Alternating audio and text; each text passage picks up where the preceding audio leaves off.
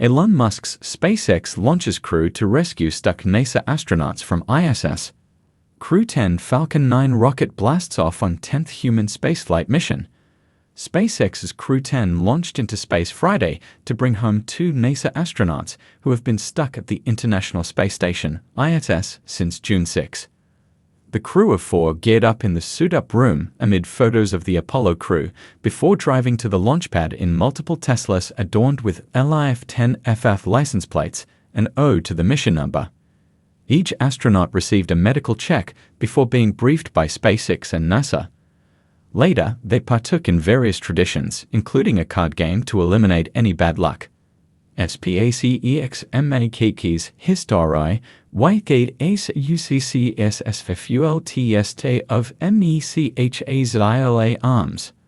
The launch to rescue Barry Butch Wilmore and Suni Williams was initially planned for Wednesday, but a hydraulic ground issue halted the mission just minutes before takeoff.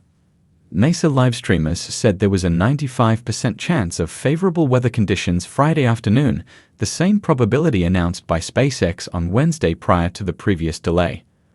Following the launch, NASA officials said it was the right decision to delay the mission until weather conditions were optimum. SpaceX launched its Dragon spacecraft and Falcon 9 rocket just after 7 p.m. from the U.S. Space Agency's Kennedy Space Center in collaboration with NASA.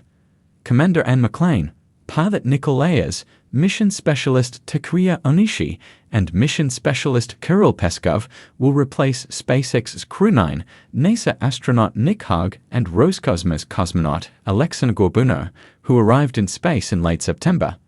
Trumpe CND's Special MESSAGE2 Estora did astronauts, JOKES he manigio elongifo re-STUE, we LOVU.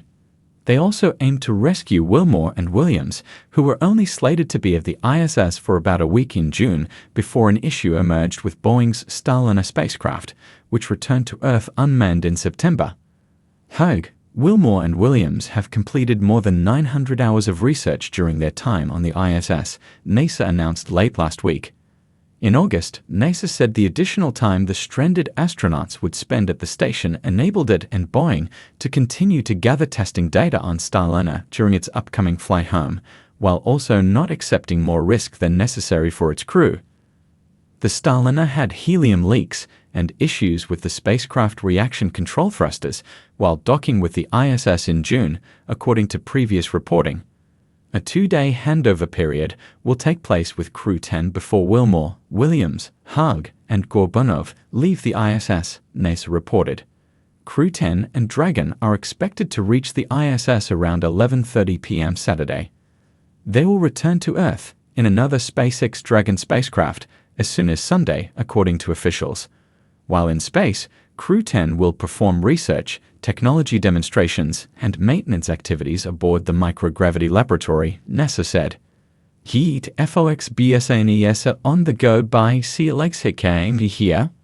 Friday's launch was Dragon's 10th operational human spaceflight mission.